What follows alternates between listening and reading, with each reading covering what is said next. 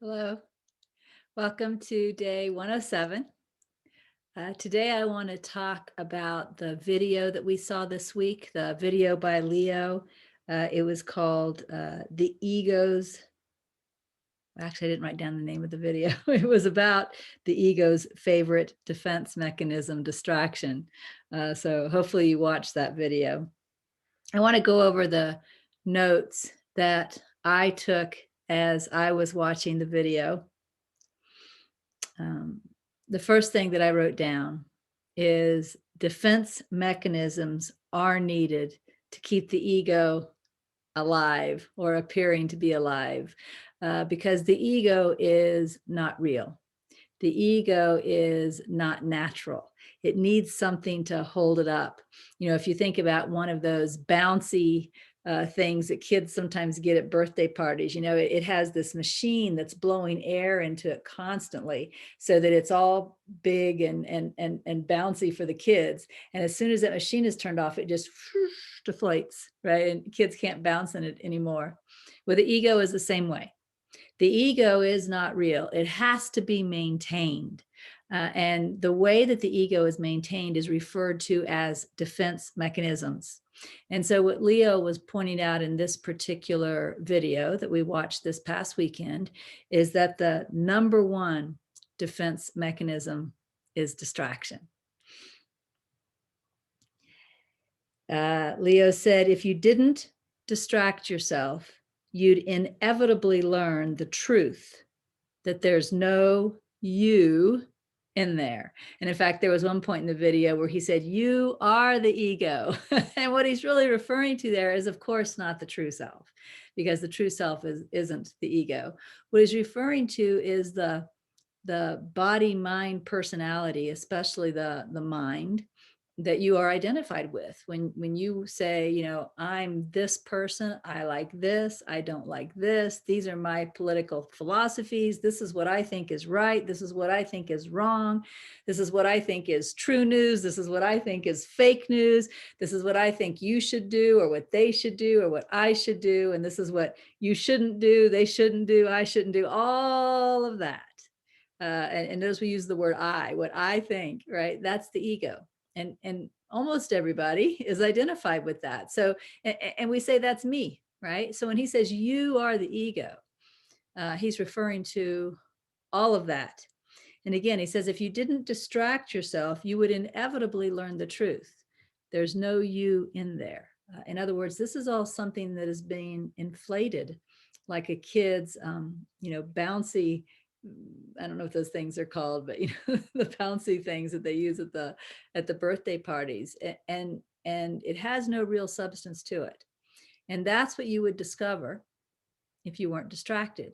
But distraction keeps you from discovering that. So distraction is kind of like the air that's keeping the ego apparently alive and apparently you.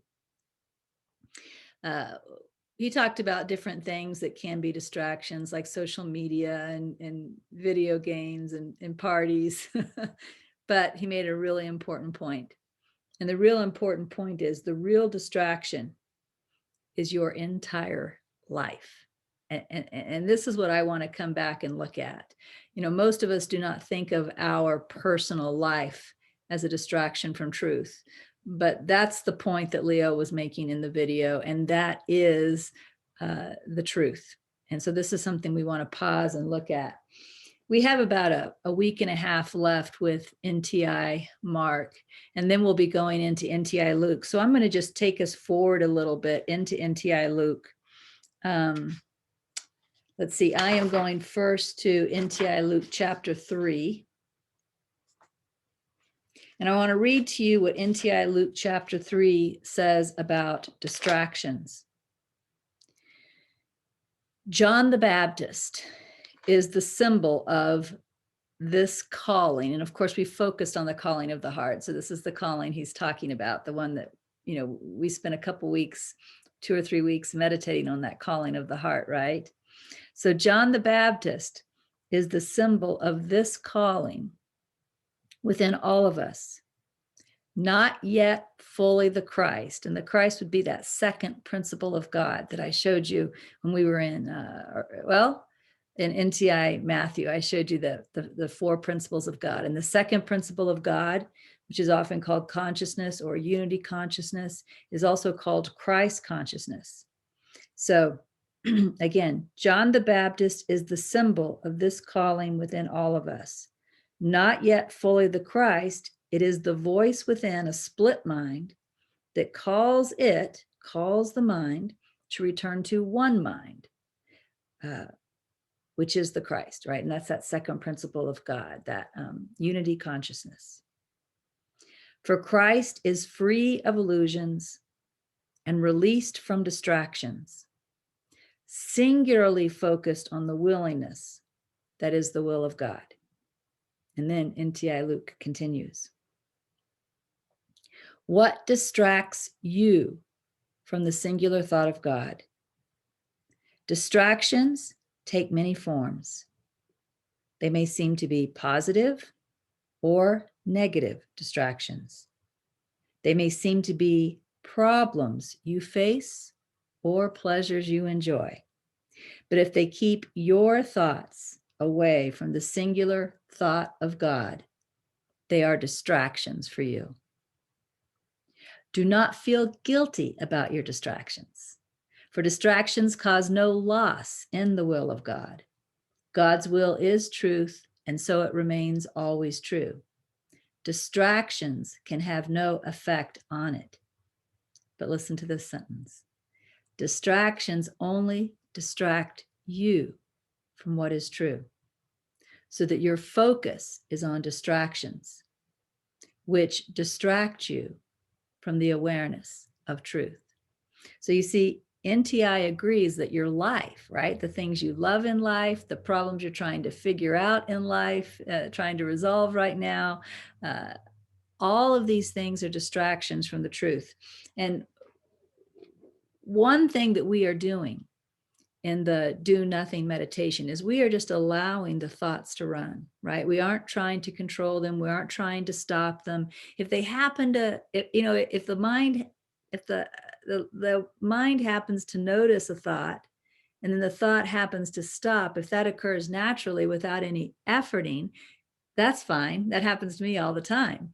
But we aren't trying to stop thoughts or judging that thoughts shouldn't be there. We're just allowing them to flow if that's what they're doing. And one thing we can do as we just sit back in our do nothing meditation, allowing the thoughts to flow, is notice our distractions, because that's really what's going on in the mind, right? The mind is thinking about the problem of the day. The mind is thinking about what we want to happen tomorrow. The mind is thinking about a conversation we had yesterday. And so what's really happening is it's bringing up into our awareness our distractions. And we can begin to notice the answer to that question. What distracts you from the singular thought of God? And again, we only want to notice. Right now, we're not trying to make anything happen. This is a do nothing meditation. But you would be surprised at the healing power that comes through awareness, through noticing the distractions. What may happen after some time is you may become naturally disinterested, where before you were interested, right? It happens very naturally. And then again, that's what happens to me during the do nothing meditation. Some thoughts will start. My mind or my attention will go towards the thought. There's a natural noticing, without even thought, just a noticing without thought. That's a distraction. And the thought just kind of dies right in mid-sentence, right? So this can happen. Leo said that distractions are always very well justified.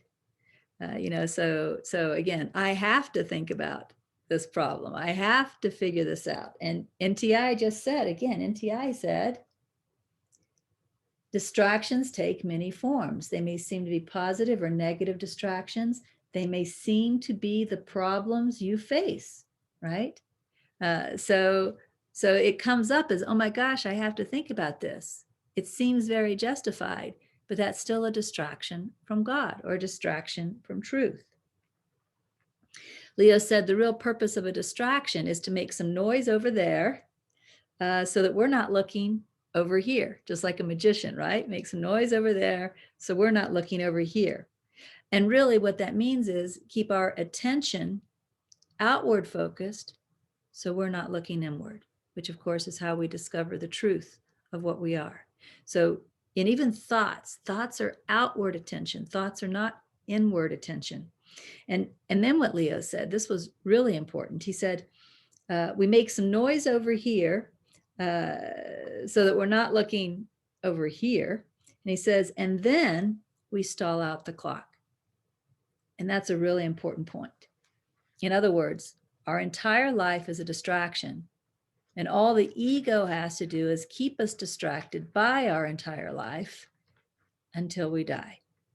And then awakening didn't occur.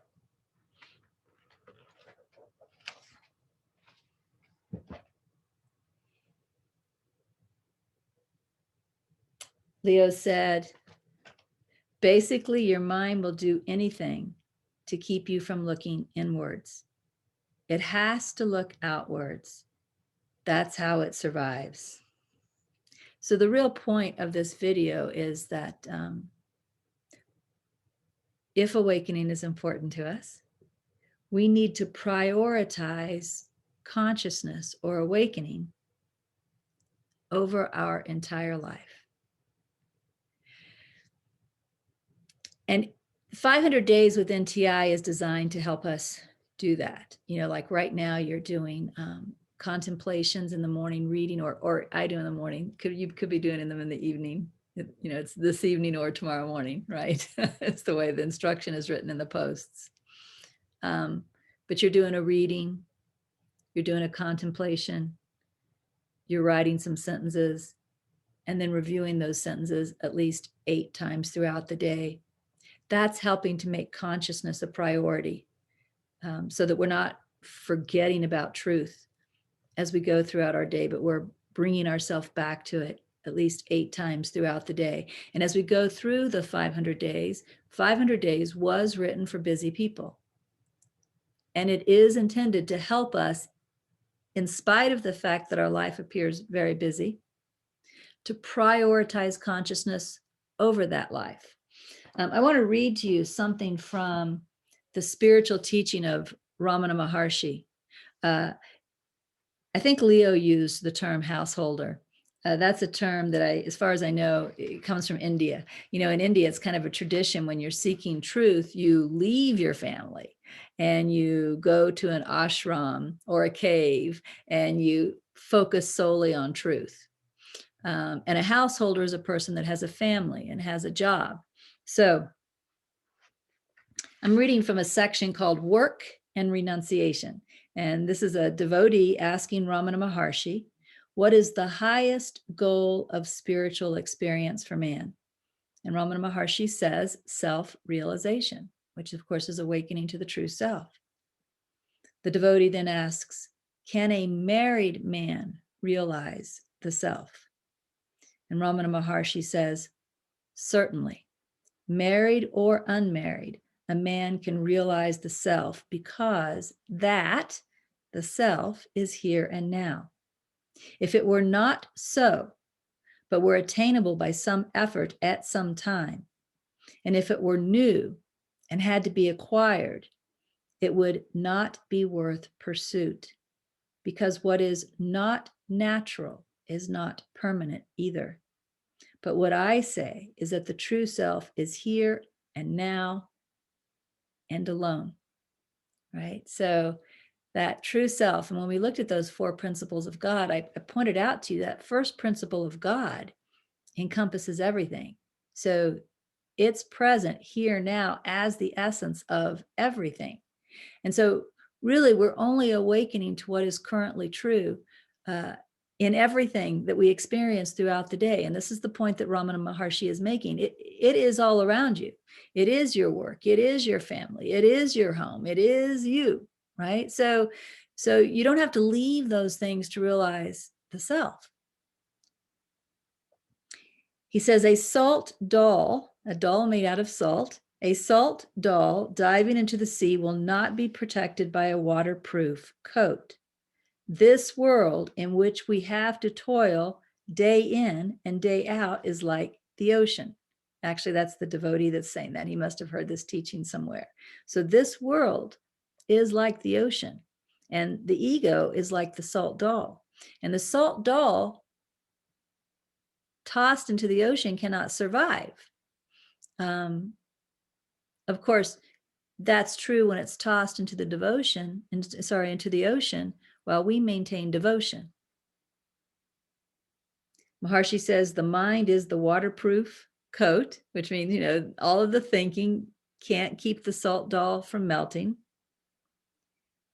And then the devotee says, so then, one may be engaged in work and free from desire and keep up one's solitude, but life's duties allow little time to sit in meditation or even to pray. And Ramana Maharshi says, work performed with attachment is a shackle, whereas work performed with detachment does not affect the doer. He is, even while working, in solitude. To engage in your duty is the true homage, and abiding in God is the only true yoga posture.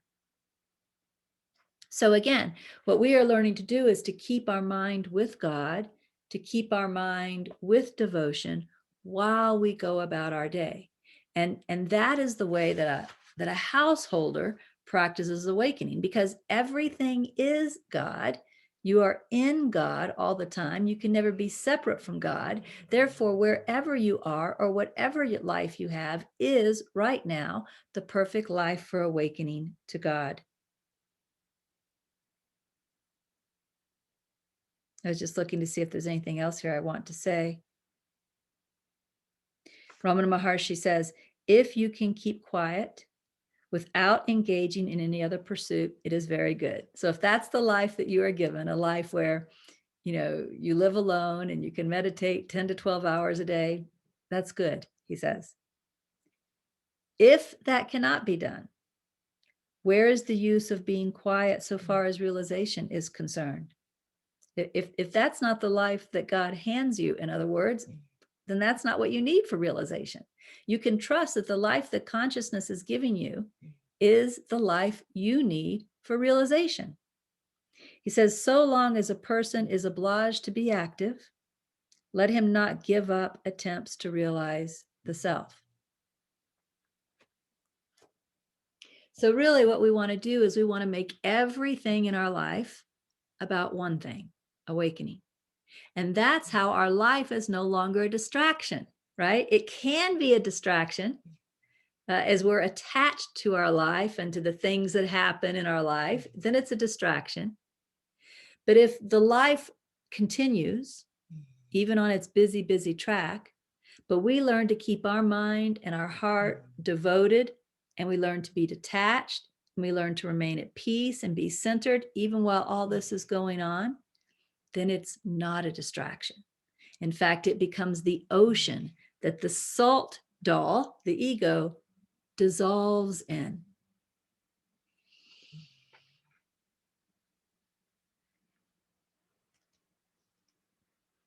Leo also pointed out that you will die, meaning this body, mind, personality. And he said, while you're still alive, land the well. Make that the purpose of your life, awakening. I've always thought that was an interesting contemplation death, contemplating mortality as a reason to really devote this moment while I am here to awakening. But it kind of struck me even a little more this week when Leo said it, because by coincidence, I know 3 people that died in the last week alone. One person that died was the wife of a dear friend. One person that died was my mother's friend since 2nd grade, a very close friend of hers. And the other person that died was another friend's mother. But you could see the death happening. It also seems like there were several famous people that died in the last week. One that comes to mind was, I think his name was Larry Flint, the guy who who managed Hustler magazine, right? There are several famous people that died too. It seems like there was a lot of death in the past week. And then he makes this point, Leo makes this point that you're going to die. So while you're alive, land the well. You know, another one of my favorite books is called The Untethered Soul by Michael Singer. And there's a whole chapter in that book about contemplating death as a way to motivate us to use our life, not as a distraction, but as a means of awakening. And there was a teacher once that I was familiar with named John Sherman. He was actually in prison. He used to be a bad guy. I think he even kind of did some terrorist stuff. I think he might have robbed banks and even blew up a building. But while he was in prison, he became familiar with Gangaji.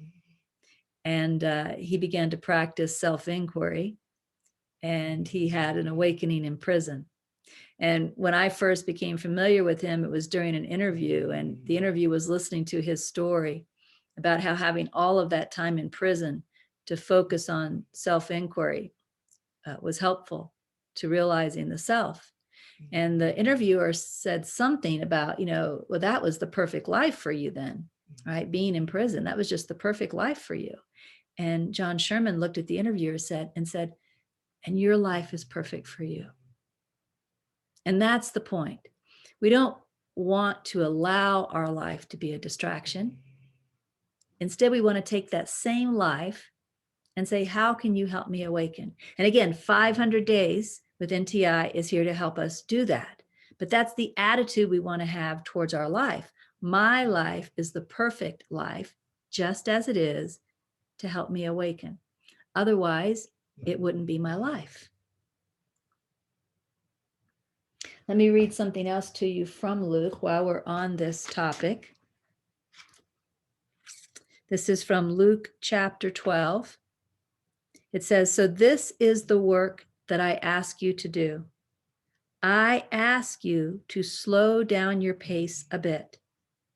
You may choose how you will slow it down.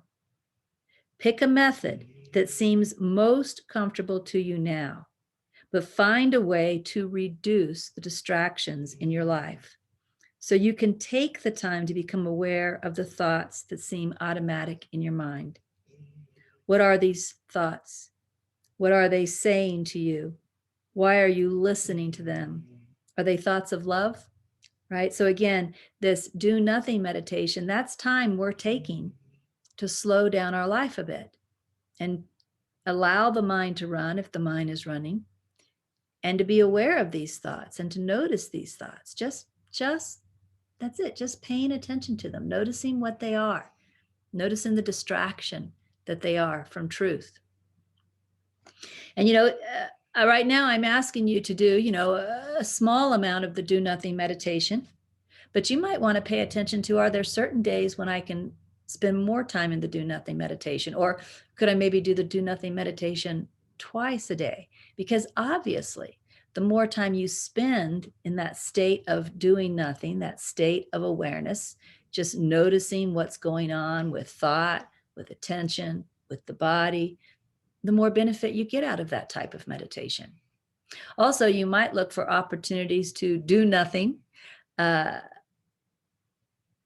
when you're not really in meditation, but like maybe you're waiting at the doctor's office, and instead of grabbing your phone and distracting yourself, you can just sit there and do nothing. I mean, the do nothing meditation, your eyes are open, right? You're allowing what is to be. So you can do that in the doctor's office.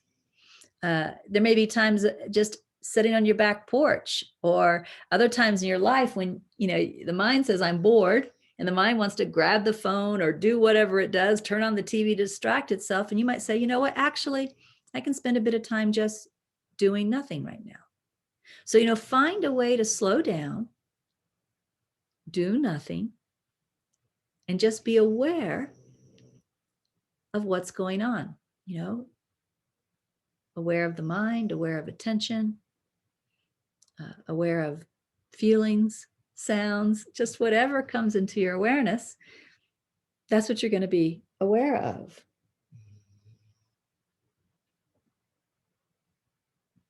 One thing that I think Leo said, and I've always said this too, so I definitely wrote it down, was you can't force yourself to reduce distractions or force yourself to make your life be a path of awakening instead of a path of distraction.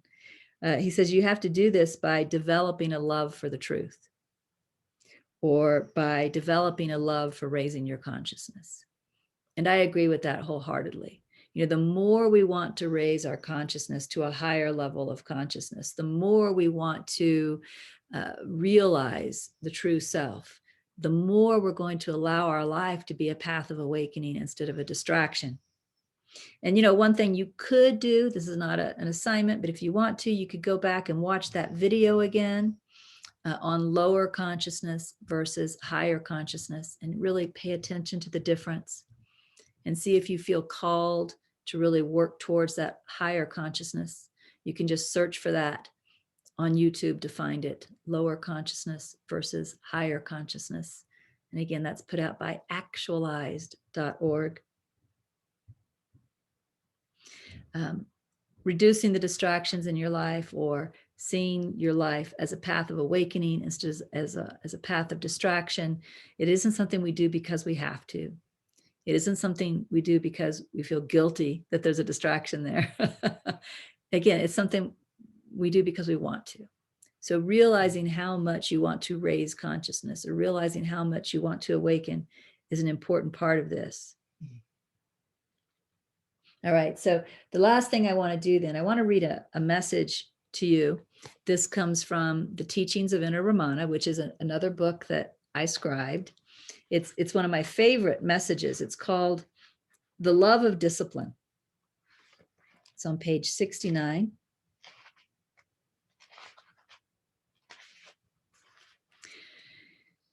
Today, I will talk about discipline. Discipline is a dirty word to the mind. It screams lack of freedom, control, and extends ideas of being forced to do things you do not really want to do. But I ask you to look at the idea of discipline again and ask, who is the I that has these ideas? Who is the I that feels beaten down by the idea of discipline? Right now, it is as if two eyes live within you. It is time we begin to look at these two eyes now. One eye is the false thought, or we could call it the false self. It's that ego. When Leo said, "You are the ego, you are the ego," he was referring to this false eye. One eye is the false thought, the false idea of who you are. The other eye is best described now as your true heart. One reason for learning the difference between these two eyes is so you can learn to distinguish the difference between the I that speaks for what you want and the I that sounds like you, but in truth is an imposter. Let's look again at the idea of discipline, because of course it's the ego that doesn't like the discipline. It's the ego that doesn't want to eliminate the distraction, because remember, distraction, your life as a distraction, keeps the ego appearing to be you. I have told you that discipline means consistency. Discipline means consistency. You know that you want the consistent experience of God without end and without distraction. And you also know that consistent practice brings this experience. So you see, you, the real you, right? You love it. You love discipline. You're grateful for it. You want with your whole heart to embrace it. It is the false I that wants to throw this idea away. It is the false I that resists and tells you that you hate discipline. This is why it is helpful to question the false I thought, that poses as you. This thought is literally an obstacle to the experience of your true self. And it keeps referring to it as the I thought, but really it's all of those thoughts that have the word I in it. You're like, oh, I'm bored. I need to, busy myself on Facebook. I need to, right? That's the false I. This thought is literally an obstacle to the experience of the true self. This false identification is everything that stands in the way of you knowing you. And if you continue to listen to it and continue to believe it as if its statements are your thoughts, then you continue to miss out on the experience of your truth, right? So that's how our life turns into a distraction, is believing all these I thoughts in the mind. The I thought must be questioned, and it must be seen that this thought isn't you. Let's talk about the love of discipline. Discipline is like a roadway lined with beautiful flowers and trees and green pastures to a destination that is literally more beautiful than your imagination. Who wouldn't want to take this road? And as they travel, embrace every moment of the beautiful and amazing journey. This is discipline. It is consistently applying your devotion. It is lovingly loving your love. It is giving yourself exactly what you want. So, when we read our NTI assignment for the day somewhat slowly and contemplatively, and then while we're in NTI Mark, we contemplate the portion we're asked to contemplate. We write the sentences, and then we review those sentences with love and devotion at least 8 times throughout the day. We're staying on this roadway of discipline that takes us to a destination that is more beautiful than our mind can imagine, which of course is awakening. Questioning the I thought that disagrees with discipline is like checking the map to make sure you don't leave this lovely road for a dry and dusty and bumpy one that heads off into the desert away from the lusciousness of your love. So when these thoughts come up, oh, I don't want to meditate today. I'm just going to skip NTI today. I'm too busy for this. So stop and ask, is that what I really want? Is that my heart speaking? Or is that the false I, the one that wants to keep the distraction alive so it can appear to keep itself alive and keep me asleep? Follow your heart is more than just a saying. When you can hear your true heart calling, following your heart is literally following a beacon home. And it will lead you there straight away if you remember that the beacon and the true I are one. So that calling in the heart that we have focused on, that's calling us home. And that's actually, it's like a beacon. It's kind of blasting out from our true self. Come home, come home, come home. Remember yourself, right? And so when we listen to that, that's when our life becomes the ocean in which the salt doll melts. All right, so we're still spending a week in Mark. This is our last full week. Next week we'll do some Mark, and then we transition into Luke. So give it your all. And I will see you next week. I guess that will be day 114, right? I'll see you then. Bye.